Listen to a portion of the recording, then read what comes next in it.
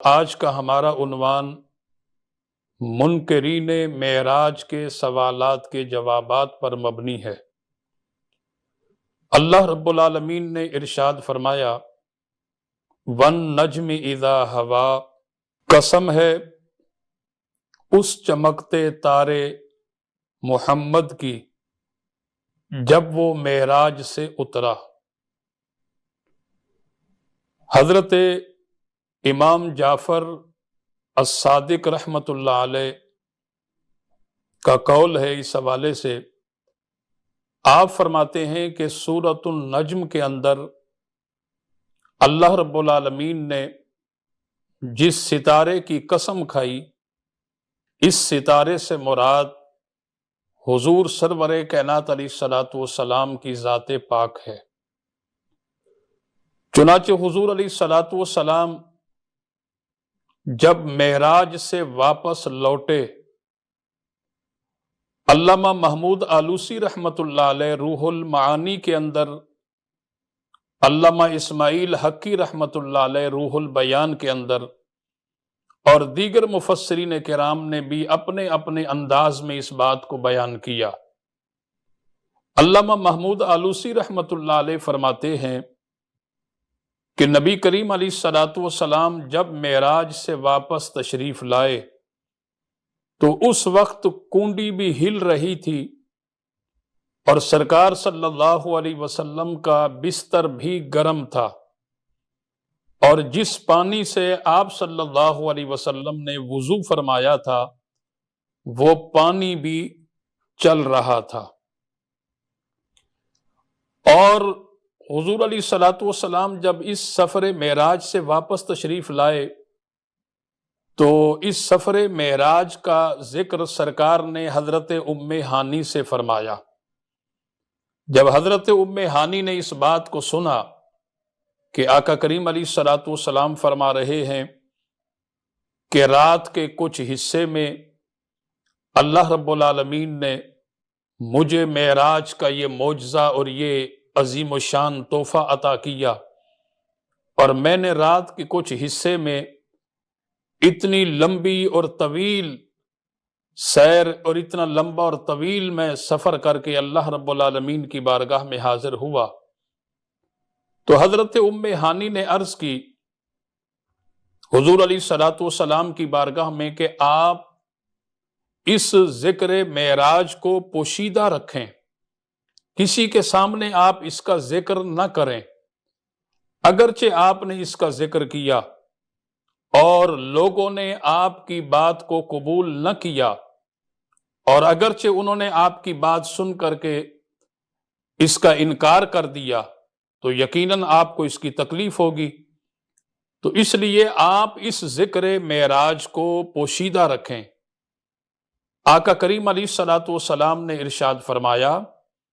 کہ میں حق اور سچ کو پوشیدہ نہیں رکھ سکتا، میں حق اور سچ کا اعلانیہ طور پر ذکر کروں گا۔ چنانچہ حضور علیہ الصلوۃ والسلام نے جب اعلانیہ طور پر صبح کے وقت آقا کریم علیہ الصلوۃ والسلام نے ذکر خیر فرمایا تو ابو جہل کہنے لگا اے محمد صلی اللہ علیہ وسلم، آپ جس سفر معراج کی بات کر رہے ہیں کیا آپ تمام لوگوں کے سامنے بھی یہ بات کرنے کے لیے تیار ہیں؟ آپ صلی اللہ علیہ وسلم نے ارشاد فرمایا کہ ہاں، میرے سامنے جتنے بھی لوگ ہوں گے ان سب کے سامنے میں اس کا ذکر کرنے کے لیے تیار ہوں، اور جو کچھ میں کہہ رہا ہوں یہ حق ہے اور یہ سچ ہے، میں اعلانیہ اس کا ذکر کرنے کے لیے تیار ہوں۔ چنانچہ جب کفار اور مشرکین اور مسلمان حضور علیہ الصلوۃ والسلام کے سامنے آئے اور میرے آقا کریم صلی اللہ علیہ وسلم نے ان مسلمانوں کو، کفار مشرکین کو مخاطب کر کے آپ نے معراج کا ذکر خیر فرمایا، تو اس میں جنہوں نے حضور کے ذکر کو سن کر قبول کیا تو وہ سارے کے سارے مسلمان رہے، اور جنہوں نے حضور کے ذکر کو سن کر انکار کر دیا وہ اگرچہ ان میں سے جیسے کہ مورخین اور مفسرین کرام نے مختلف روایات کے اندر ذکر خیر اس بات کا آیا ہے کہ کچھ ان میں سے وہ لوگ بھی تھے جو نئے نئے مسلمان ہوئے تھے، جنہوں نے ابھی نیا نیا کلمہ پڑھا تھا اور ان کا عقیدہ ابھی پختہ اور مضبوط نہیں تھا۔ لہٰذا جب انہوں نے حضور علیہ الصلوۃ والسلام کی اس بات کو سنا کہ آقا کریم علیہ الصلوۃ والسلام ارشاد فرما رہے ہیں کہ میں مسجد حرام سے مسجد اقصیٰ میں گیا، پھر مسجد اقصیٰ سے میں آسمانوں کی جانب بیت المعمور، بیت المقدس، بیت المعمور، سدرۃ المنتہا، پھر عرش معلیٰ، پھر لا مکان اللہ رب العالمین کی بارگاہ میں حاضر ہوا، میں نے بغیر کسی حجاب کے، بغیر کسی پردے کے براہ راست اللہ رب العالمین کا دیدار کیا۔ تو ان لوگوں نے کہا کہ یہ تو عقل اس بات کو نہیں مانتی، اور جبکہ وہ لوگ اس بات کو جانتے تھے کہ مکۃ المکرمہ سے بیت المقدس یعنی شام کا جو سفر ہے مسجد اقصیٰ کا، اس سفر میں کیونکہ اس زمانے میں لوگ جو ہے وہ اونٹوں کے ذریعے، اونٹوں کی سواری کے ذریعے وہ مکۃ المکرمہ سے بیت المقدس ملک شام میں جایا کرتے تھے، تو لہٰذا انہوں نے کہا کہ ہماری عقل اس بات کو نہیں مانتی کہ جو سفر ہم مکۃ المکرمہ سے ملک شام کے لیے 40 دنوں کے اندر کرتے ہیں، اتنا لمبا اور طویل سفر جس میں 40 دن لگتے ہیں، وہ آپ صلی اللہ علیہ وسلم نے ایک تھوڑے سے لمحے اور تھوڑے سے وقت کے اندر جو ہے وہ مسجد حرام سے مسجد اقصیٰ تک کیسے چلے گئے؟ تو لہٰذا جب ان مسلمانوں نے جنہوں نے نیا نیا اسلام قبول کیا تھا، آقا کریم علیہ السلام کا کلمہ پڑھا تھا، جب انہوں نے حضور کی بات کو سن کر کے اس کا انکار کیا تو وہ سارے کے سارے مرتد ہو گئے۔ اب یہاں منکرین معراج کے سوالات کے جوابات، یعنی منکرین معراج نے جب حضور علیہ الصلوۃ والسلام کی اس بات کو سنا، سرکار کے اس دعوے کو سنا، تو اس پر کفار مشرکین نے مختلف نوعیت کے آقا کریم علیہ الصلوۃ والسلام کی بارگاہ میں سوالات کیے۔ چنانچہ وہ جو سوالات ہیں، وہ سوالات ایسے ایسے بھی سوالات ہیں محترم ناظرین کرام جو کہ بے مقصد اور فضول قسم کے سوالات۔ چنانچہ علامہ قسطلانی رحمت اللہ علیہ اور علامہ امام برہان الدین حلبی رحمت اللہ علیہ اور علامہ شاہ عبد الحق محدث دہلوی رحمت اللہ علیہ، بلکہ تمام مفسرین، محدثین، شارحین نے اپنے اپنے انداز کے اندر جو ہے وہ مختلف روایات کو بیان کیا۔ آقا کریم علیہ الصلوۃ والسلام کی بارگاہ میں ان کفار مشرکین نے جو سوالات کیے، ان سوالات میں سے ایک سوال یہ تھا، حضور علیہ الصلوۃ والسلام سے کہا اگرچہ آپ بیت المقدس گئے ہیں تو پھر ہمیں آپ بتائیں بیت المقدس کے دروازے کتنے ہیں، آپ ہمیں بتائیں بیت المقدس کی کھڑکیاں کتنی ہیں، آپ ہمیں بتائیں بیت المقدس کے روشن دان کتنے ہیں، آپ ہمیں بتائیں بیت المقدس کی دیواریں، وہاں کے مینار کیسے ہیں۔ تو حضور سرور کائنات علیہ الصلوۃ والسلام کی بارگاہ میں اس طرح کے انہوں نے جو ہے وہ بے مقصد اور فضول سوالات کیے۔ محترم ناظرین کرام، آپ اس بات کو سمجھ سکتے ہیں، اگرچہ کوئی انسان کسی مقام پر جاتا ہے یا کسی محل میں جاتا ہے تو کیا وہ اس محل کے دروازے گننے جاتا ہے یا اس کی کھڑکیاں یا کہ اس کے روشن دان گننے جاتا ہے؟ ہرگز نہیں۔ لیکن انہوں نے اس طرح کے فضول اور بے مقصد سوالات کیے، جبکہ آقا کریم علیہ الصلوۃ والسلام مسجد حرام سے مسجد اقصیٰ تشریف لے گئے، وہاں نماز ادا فرمائی، انبیاء کرام سے ملاقات ہوئی، اس کے بعد حضور نے انبیاء کرام سے مخاطب ہو کر کے خطاب فرمایا، اس کے بعد براق پر سوار ہوئے، پھر میرے نبی آسمانوں کی جانب تشریف لے گئے۔ لیکن حضور نے دل میں یہ سوچا، علامہ قسطلانی لکھتے ہیں کہ سرکار کے دل میں خیال آیا کہ میں نے تو وہاں کے دروازے اور کھڑکیاں اور روشن دان گنے نہیں، اور یہ لوگ اس طرح کا سوال کر رہے ہیں، تو اس پر جو ہے آقا کریم علیہ الصلوۃ والسلام کے دل میں جب خیال آیا، اللہ رب العالمین نے فرمایا کہ پیارے مصطفیٰ، آپ کو گھبرانے کی ضرورت نہیں ہے، پیارے حبیب آپ کو پریشان ہونے کی ضرورت نہیں ہے، اگرچہ یہ کفار و مشرکین آپ سے بیت المقدس مسجد اقصی کے دروازوں اور کھڑکیوں کے متعلق سوالات کرتے ہیں تو پیارے مصطفیٰ ہم مسجد اقصی کو اٹھا کر مکۃ المکرمہ یعنی بیت اللہ شریف حرم شریف کا جو صحن ہے ہم مسجد اقصی کو وہاں لا کر کے رکھ دیتے ہیں۔ پیارے حبیب آپ کی نگاہوں کے سامنے، آپ کے سامنے مسجد اقصی ہوگی۔ یہ کافر اگرچہ دروازوں کے متعلق سوال کریں گے تو پیارے مصطفیٰ آپ دروازے گن کر کے ان کو جواب عطا فرمائیں، یہ کھڑکیوں کے بارے میں سوال کریں گے تو ہی آپ گن کے ان کو بتائیں، اگر کسی اور چیز کے بارے میں سوال کریں گے تو ہی آپ گن کے ان کو بتائیں۔ حاصل کلام یہ کہ آقا کریم علیہ الصلوۃ والسلام کی نگاہوں کے سامنے مسجد اقصی ہے، بیت المقدس ہے، وہ کفار مشرکین جو بھی سوال کرتے آقا کریم علیہ الصلوۃ والسلام ان کے ہر سوال کا فوراً جواب عطا فرما دیتے۔ جب حضور علیہ الصلوۃ والسلام نے اس حوالے سے کچھ علماء نے اس طرح کی روایات کو بھی بیان کیا کہ اللہ تعالیٰ نے حضور کی نگاہوں کے سامنے جتنے بھی حجابات تھے، جتنے بھی پردے تھے، ان تمام پردوں کو، تمام حجابات کو ہٹا دیا اور آقا کریم علیہ الصلوۃ والسلام مکۃ المکرمہ یعنی حرم شریف سے براہ راست مسجد اقصی کو دیکھ رہے تھے۔ تو یہ جو ہے وہ دونوں طرح سے روایات ہمیں ملتی ہیں۔ تو محترم ناظرین کرام، جب ان کفار اور مشرکین نے بیت المقدس کے حوالے سے سوالات کیے اور میرے اور آپ کے پیارے محبوب صلی اللہ علیہ وسلم نے ہر سوال کا فوراً جواب عطا فرما دیا اور ان کو لاجواب کر دیا، اور اس کے بعد وہ مشرکین و کفار کیونکہ بدبخت تھے نا، انہوں نے تو حق کو ماننا ہی نہیں تھا، تو وہ کیونکہ قرآن کے اندر ہے نا، ختم اللہ علی قلوبہم وعلی سمعہم وعلی ابصارہم غشاوۃ ولہم عذاب عظیم، انہوں نے تو حق کو ماننا ہی نہیں تھا، اس سے قبول ہی نہیں کرنا تھا، اس سے سننا ہی نہیں تھا۔ تو یہ ساری باتیں، سوالات کے جوابات سن کر کے کفار و مشرکین نے کہا کہ یہ تو اے محمد صلی اللہ علیہ وسلم آپ کا جادو ہے، نعوذ باللہ من ذالک۔ تو محترم حضرات،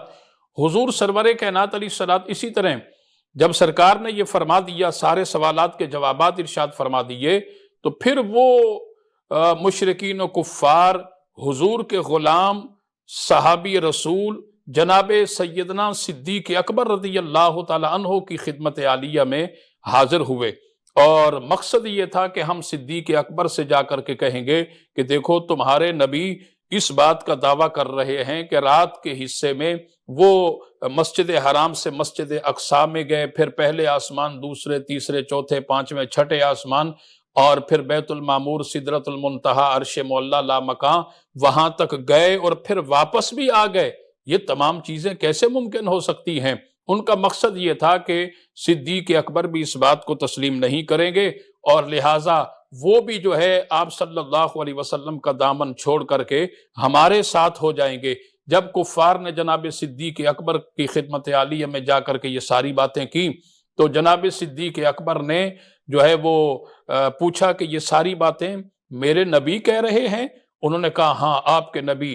محمد صلی اللہ علیہ وسلم کہہ رہے ہیں۔ تو جناب صدیق اکبر رضی اللہ تعالی عنہ نے جواب دیا، اگرچہ میرے پیارے نبی صلی اللہ علیہ وسلم اس بات کا دعویٰ کر رہے ہیں تو یقیناً یہ بات حق اور سچ ہے، کیونکہ میرے نبی کبھی بھی جھوٹ نہیں بولتے۔ کیوں؟ اس لیے ما ینطق عن الہوی ان ہوا الا وحی یوحی، فرمایا کہ نبی کے لبوں پر خدا بولتا ہے، نبی کے لبوں پر خدا بولتا ہے، کلام خدا کلام محمد صلی اللہ علیہ وسلم۔ تو جناب صدیق اکبر نے بھی جب فرما دیا تو وہاں سے بھی یہ مایوس ہو کر کے لوٹے۔ اور محترم ناظرین کرام، یہاں میں ایک چھوٹا سا واقعہ اور آپ کی سماعت کی نظر کروں کہ صحابہ کرام کا عقیدہ، صحابہ کرام کا جو ایمان ہے، قربان جائیں صحابہ کرام کے عقیدے پر، ان کی عظمت پر اور ان کی شان پر۔ چنانچہ حضور سرور کائنات علیہ الصلوۃ والسلام نے ایک سوداگر سے گھوڑا خریدا، جو رقم طے ہوئی، اور اس کے بعد آقا کریم علیہ الصلوۃ والسلام نے اس سوداگر سے کہا کہ آپ یہاں رکیں اور میں جا کر کے رقم لے آتا ہوں اپنے گھر سے، میں آپ کو رقم دیتا ہوں، پھر آپ گھوڑا میرے حوالے کر دیجئے گا۔ اب سوداگر نے کہا کہ ٹھیک ہے۔ آپ صلی اللہ علیہ وسلم گھر تشریف لے جاتے ہیں، اور گھر جا کر کے آقا کریم علیہ الصلوۃ والسلام نے رقم لی اور لے کر हुजूर ने वो रकम सुदागर के हवाले की और सुदागर ने कहा कि ये किस चीज की रकम है। सरकार सल्लल्लाहु अलैहि वसल्लम ने इरशाद फरमाया कि ऐ सुदागर, इस घोड़े का हमारा सौदा हुआ है और इतनी रकम तय हुई, मैं आपसे अभी कह करके गया कि मैं वो रकम लेकर के आता हूं और तुम वो रकम लो और घोड़ा मेरे हवाले करो। तो वो सुदागर मोहतरम नाज़रीन किराम इस सौदे से मुनहरिफ हो गया, वो अपनी बात से मुकर गया। और जब वो अपनी बात से मुकर गया तो आका करीम अलैहिस्सलातु वस्सलाम ने उस सुदागर को समझाने की कोशिश की। इतने में सहाबाए किराम भी हुजूर की बारगाह में हाजिर हुए और सहाबाए किराम ने जब देखा तो सहाबाए किराम ने भी उस सुदागर को समझाने की कोशिश की कि अल्लाह के नबी जो कुछ फरमा रहे हैं वो हक है, वो सच है। अल्लाह के नबी कभी झूठ नहीं बोलते और अल्लाह के नबी सल्लल्लाहु अलैहि वसल्लम जो कुछ फरमा रहे हैं, आप ये रकम लें और घोड़ा आप सल्लल्लाहु अलैहि वसल्लम के हवाले करें। तो उसके बाद मोहतरम नाज़रीन किराम, इतने में सहाबी रसूल हजरत खुज़ैमा रज़ियल्लाहु ताला अन्हु तशरीफ ले आते हैं। जब हजरत खुज़ैमा रज़ियल्लाहु ताला अन्हु की जलवागरी हुई और उन्होंने देखा कि सरकार उस सुदागर को समझाने की कोशिश करते हैं, सहाबाए किराम ने भी समझाने की कोशिश की, लेकिन वो सुदागर किसी बात को मानने के लिए तैयार नहीं है। और उसके बाद हजरत खुज़ैमा ने फिर आगे बढ़ करके उस सुदागर को समझाने की कोशिश की कि देखें, अल्लाह के नबी सल्लल्लाहु अलैहि वसल्लम जो कुछ फरमा रहे हैं वो सच कह रहे हैं। अल्लाह के नबी कभी गलत बात नहीं करते, लिहाजा आप अपनी रकम लें और घोड़ा सरकार के हवाले करें। तो उस सुदागर ने जब देखा कि हजरत खुज़ैमा आगे बढ़ करके ये सारी बात कर रहे हैं तो उस सुदागर ने पलट करके हजरत खुज़ैमा सहाबी रसूल को मुखातिब किया और कहने लगे कि ऐ खुज़ैमा, क्या तुम इस बात की गवाही देते हो कि इस रकम के तहत मेरा सौदा तुम्हारे नबी के साथ हुआ है? और हजरत खुज़ैमा रज़ियल्लाहु ताला अन्हु ने कहा कि ऐ सुदागर, तू इस बात की गवाही इसी मकाम पर लेगा या हरम शरीफ की हुदूद के अंदर लेगा? अब सरकार दो आलम अलैहिस्सलातु वस्सलाम ने जब ये देखा तो सरकार ने फरमाया कि ऐ खुज़ैमा, आपकी अदम गैर मौजूदगी में ये मेरा सौदा हुआ, आप ये गवाही कैसे दे रहे हैं? और आप कह रहे हैं कि मैं इस मकाम पर दूं या हरम शरीफ की हुदूद में जाकर के गवाही दूं। तो सहाबी रसूल हजरत खुज़ैमा रज़ियल्लाहु ताला अन्हु हुजूर की बारगाह में बड़े अदब के साथ अर्ज करते हैं कि या रसूल अल्लाह, मेरे माँ बाप आपकी अजमत और शान पर कुर्बान हो जाएं। या रसूल अल्लाह, ये तो एक छोटी सी गवाही है, ये तो एक मामूली सी गवाही है और हम में से किसी सहाबी रसूल ने खुदा को नहीं देखा। या रसूल अल्लाह, आपने इस बात का ऐलान किया हुवल्लाहु अहद, वो अल्लाह एक है। आपके ऐलान करने पर हमने लब्बैक कहा और हमने मान लिया। आपने फरमाया कि जन्नत है, हमने मान लिया। आपने कहा दोज़ख है, हमने मान लिया। आपने कहा आसमान है, हमने मान लिया। आपने फरमाया लोह कलम है, हमने मान लिया। जिस चीज के बारे में आपने फरमाया हम मानते चले गए। फरिश्तों को हम मानते हैं, सब कुछ हम जो है आसमानी किताबों को मानते हैं, हर चीज को मानते हैं। या रसूल अल्लाह, ये तो एक मामूली और एक छोटी सी गवाही है, हमने वो चीजें देखी नहीं है, हमने खुदा को नहीं देखा। आपके कहने पर हमने गवाही दी कि हाँ वो अल्लाह एक है, लिहाजा ये तो एक मामूली सी गवाही है। मोहतरम नाज़रीन किराम, अल्लाह के प्यारे नबी सल्लल्लाहु अलैहि वसल्लम इस बात से बड़े खुश हुए और उसके बाद हुजूर अलैहिस्सलातु वस्सलाम मस्जिद नबी में तशरीफ ले जाते हैं और मस्जिद नबी के अंदर जा करके हुजूर अलैहिस्सलातु वस्सलाम के लिए सहाबाए किराम ने मिंबर लगा दिया और मेरे नबी मिंबर पर जलवागर होते हैं। सहाबाए किराम की जमात हुजूर के सामने मौजूद है। आज मोहतरम नाज़रीन किराम, बास लोग जो है वो आमतुन नास उम्मत मुस्तफ़ा को गुमराह करने की कोशिश करते हैं। वो क्या कहते हैं, कुरान की ये आयत पढ़कर गलत तर्जमा करते हैं, अन्नल मसाजिद लिल्लाहि फला तदउ मअल्लाह। देखो, ये कुरान की आयत है कि मस्जिदें अल्लाह के लिए हैं और इसमें अल्लाह के सिवा किसी का जिक्र मत करो, जबकि ये इसका तर्जमा सही नहीं है, बल्कि इसका तर्जमा ये है अन्नल मसाजिद लिल्लाहि फला तदउ मअल्लाह, कि मस्जिदें अल्लाह के लिए हैं और इसमें अल्लाह के सिवा किसी और की इबादत मत करो। तो इसलिए मस्जिद में हम अल्लाह के सिवा किसी और की इबादत नहीं करते। लेकिन अब यहाँ जो बात मैं अर्ज करने लगा हूँ वो ये कि मोहतरम हजरात,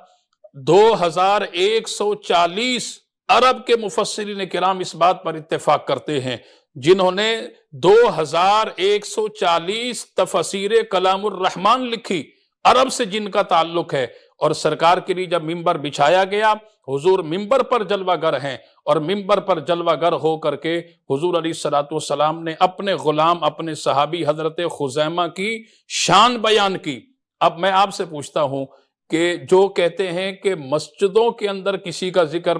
کسی کی تعریف مت کرو، اب حضور نے اپنے صحابی کی تعریف مسجد کے اندر کی یا مسجد کے باہر کی؟ یقیناً مسجد کے اندر کی، ممبر پر بیٹھ کر کی۔ اب تعریف کیا ہے، اگلی بات سنیں۔ حضور سرور کائنات علیہ السلام نے اپنے صحابہ کو مخاطب کیا اور ارشاد فرمایا کہ میرے صحابہ، قرآن کا یہ قانون ہے، قرآن کا یہ فیصلہ ہے کہ جس مقام پر بھی گواہوں کو طلب کیا جائے گا تو وَاسْتَشْهِدُوا شَهِيدَيْنِ مِن رِجَالِكُمْ، فرمایا کہ دو آدمی، دو شخص گواہی دیتے ہیں، لیکن جس مقام پر میرا غلام حضرت خزیمہ گواہی دے گا تو میرے صحابی خزیمہ کی اکیلی گواہی 2 گواہوں کے برابر شمار کی جائے گی۔ محترم ناظرین کرام، اب دیکھیں صحابی رسول کو کتنا بڑا مقام ملا، اور حضور علیہ السلام فرما رہے ہیں اب یہ جو 2140 عرب کے مفسرین کرام جنہوں نے کلام الرحمن کی تفسیر لکھی ہیں، ان تمام 2140 مفسرین نے اس بات پر اجماع اور اتفاق کیا ہے کہ سرکار نے جو اپنے غلام صحابی رسول حضرت خزیمہ کے بارے میں کہا کہ جس مقام پر یہ گواہی دے گا اس کی اکیلی گواہی 2 گواہوں کے برابر شمار کی جائے گی، اور جو کچھ اللہ کا قانون ہے قرآن کے اندر وَاسْتَشْهِدُوا شَهِيدَيْنِ مِن رِجَالِكُمْ، تو وہ تمام مفسرین اس بات پر اتفاق اور اجماع کرتے ہیں کہ اللہ کا فرمان بھی برحق ہے، اور جو کچھ حضور صلی اللہ علیہ وسلم نے صحابی رسول حضرت خزیمہ کے بارے میں کہا وہ بھی برحق ہے۔ اب محترم ناظرین کرام، تو حضور سرور کائنات علیہ السلام کو اللہ تعالیٰ نے یہ اختیار عطا فرمایا، اور سرکار کا یہ مقام ہے کہ اللہ نے یہ اپنے پیارے حبیب کو اختیار دیا کہ حضور جس عام کو چاہیں خاص بنا دیں، اور جس خاص کو چاہیں عام بنا دیں، اور جس ادنا کو چاہیں اعلیٰ بنا دیں، اور جس اعلیٰ کو چاہیں ادنا بنا دیں۔ یعنی اللہ تعالیٰ نے حضور سرور کائنات علیہ السلام کو مختار کل بنا کر کے بھیجا ہے۔ یہ ہمارے نبی پاک صلی اللہ علیہ وسلم کی شان ہے۔ محترم ناظرین کرام، علامہ قسطلانی فرماتے ہیں، اور اسی طرح مسلم اور مشکات کے اندر بھی یہ موجود ہے روایت، اور دیگر مفسرین کرام نے اپنے اپنے انداز میں، شارحین نے اس بات کو تحریر کیا ہے کہ جب حضور علیہ السلام نے جو ہے وہ ان کفار مشرکین کو لاجواب کر دیا، اس کے بعد وہ کافر کہنے لگے چلیں اگرچہ آپ واقعی معراج پر تشریف لے گئے اور معراج سے واپس آئے ہیں، تو چلیں آپ یہ بتائیں کہ ہمارے کچھ عربوں کے کچھ قافلے، قریش کے قافلے جو ہے وہ تجارت کے لیے گئے ہوئے تھے، تو کیا آپ کو وہ قافلے راستے میں ملے ہیں؟ آپ کو وہ قافلے راستے میں ملے ہیں؟ تو نبی کریم علیہ السلام نے ارشاد فرمایا کہ ہاں، مجھے وہ قافلے راستے میں ملے ہیں۔ تو انہوں نے پوچھا کہ وہ قافلے کتنے تھے، ان قافلوں کی تعداد کتنی ہے؟ تو میرے اور آپ کے پیارے محبوب صلی اللہ علیہ وسلم نے ارشاد فرمایا کہ ان قافلوں کی تعداد 3 ہے۔ میں نے 3 قافلوں کو دیکھا ہے، مختلف مقامات پہ دیکھا ہے۔ ایک قافلہ فلاں مقام پر تھا، میں نے دیکھا ایک قافلہ فلاں مقام پر تھا، میں نے دیکھا ایک قافلہ فلاں مقام پر تھا۔ جو فلاں مقام پر تھا اس پر اس رنگ کا، اس کلر کا کجاوا تھا، دوسری جگہ پر جو دیکھا اس پر جو ہے اس رنگ کا جو ہے وہ کچاوا تھا۔ اسی طرح سرکار نے وہ تمام تر نشانیاں بتا دی۔ اس کے بعد وہ کافر کہنے لگے کہ چلیں ٹھیک ہے، آپ نے دیکھا کہ 3 قافلے تھے اور مختلف مقامات پر تھے، چلیں آپ اگرچہ اپنے دعوے میں سچے ہیں، یہ ان منکرین معراج کا آخری سوال تھا، یہ ان کا آخری سوال، کہنے لگے اگرچہ آپ اپنے دعوے میں سچے ہیں تو پھر آپ بتائیں کہ وہ جو 3 قافلے تھے جن کو آپ نے مختلف مقامات پر دیکھا ہے، تو وہ قافلے جو ہے وہ کب یہاں مکہ المکرمہ میں پہنچیں گے؟ تو حضور سرور کائنات علیہ الصلوۃ والسلام نے ارشاد فرمایا کہ ایک قافلہ صبح سورج نکلتے وقت مکہ المکرمہ یعنی مکہ کی وادی میں پہنچے گا، اور دوسرا قافلہ سرکار نے ارشاد فرمایا کہ نصف النہار کے وقت جو ہے وہ وادی مکہ میں پہنچے گا، اور تیسرا قافلہ حضور نے ارشاد فرمایا کہ جب سورج غروب ہونے والا ہوگا تو اس وقت جو ہے وہ تیسرا قافلہ جو ہے وادی مکہ میں پہنچے گا۔ اب محترم ناظرین کرام، اب وہ سارے کے سارے کافر پہاڑ کی ایک بلند چوٹی پر جا کر کے بیٹھ گئے، اور اس انتظار میں کہ جیسے ہی صبح ہوگی اور سورج نکلے گا، اگرچہ جس طرح حضور نے فرمایا قافلہ یہاں وادی مکہ میں نہیں پہنچے گا تو ہم شور کر دیں گے، ان کو بدنام کریں گے، ان کا مذاق اڑائیں گے کہ دیکھیں انہوں نے کہا ہے اور ان کی بات سچی ثابت نہیں ہوئی، لہذا یہ جھوٹ بول رہے ہیں، نعوذ باللہ من ذالک۔ اور دوسری جانب صحابہ کرام جناب سیدنا صدیق اکبر رضی اللہ تعالیٰ عنہ، جناب حضرت عمر ابن خطاب فاروق اعظم رضی اللہ تعالیٰ عنہ، حضرت عثمان غنی، جناب مولا علی شیر خدا رضی اللہ تعالیٰ عنہ، غلامان مصطفیٰ دوسری جانب پہاڑ کی چوٹی پر بیٹھ گئے۔ اب وہ قافلوں کو دیکھ رہے ہیں، وہ کفار وقت کو دیکھ رہے ہیں، اور غلامان مصطفیٰ ان قافلوں کو دیکھ رہے ہیں۔ محترم ناظرین کرام، جیسے ہی پوری رات گزری اور صبح صادق ہوئی اور سورج نکلنے کا جو وقت تھا، عین جب سورج نکلا جس طرح آپ صلی اللہ علیہ وسلم نے ارشاد فرمایا تھا، تو اس وقت جو ہے وہ ابو جہل نے کہا کہ وہ دیکھو سورج نکل آیا ہے۔ جناب صدیق اکبر رضی اللہ تعالیٰ عنہ نے دوسری جانب فرمایا کہ وہ دیکھو قافلہ بھی وادی مکہ کے اندر آ چکا ہے۔ اسی طرح جب حضور نے دوسرے قافلے کا جو وقت بتایا تھا، اسی وقت میں وہ قافلہ بھی آیا، اور جس کا فرمایا تھا کہ شام کو سورج غروب ہونے سے پہلے پہلے قافلہ آئے گا۔ اب سورج غروب ہونے والا ہے۔ علامہ قسطلانی فرماتے ہیں کہ وہ قافلہ کچھ تاخیر کا شکار ہوا تو اللہ کریم نے جو ہے وہ سورج کو حکم دے دیا، دن کو حکم دیا کہ اسی مقام پر جو ہے وہ رک جا، اس وقت تک سورج غروب نہیں ہونا جب تک میرے پیارے محبوب نے جس طرح فرمایا وہ قافلہ وادی مکہ کے اندر نہیں آتا۔ حاصل کلام یہ کہ وہ قافلہ وادی مکہ کے اندر آیا جس طرح میرے اور آپ کے پیارے محبوب نے فرمایا، اس کے بعد جا کر کے سورج غروب ہو گیا۔ تو یا کریم علیہ الصلوۃ والسلام کی بارگاہ میں منکرین معراج نے جتنے بھی سوالات کیے، میرے اور آپ کے پیارے محبوب صلی اللہ علیہ وسلم نے ان تمام سوالات کے جوابات ارشاد فرمائے۔ محترم ناظرین کرام، اللہ تعالی ہم سب کو حضور سرور کائنات علیہ الصلوۃ والسلام کے اس عظیم الشان واقعہ معراج کے تمام مضامین کو سمجھنے کی، پڑھنے کی اور ان پر عمل کرنے کی توفیق عطا فرمائے۔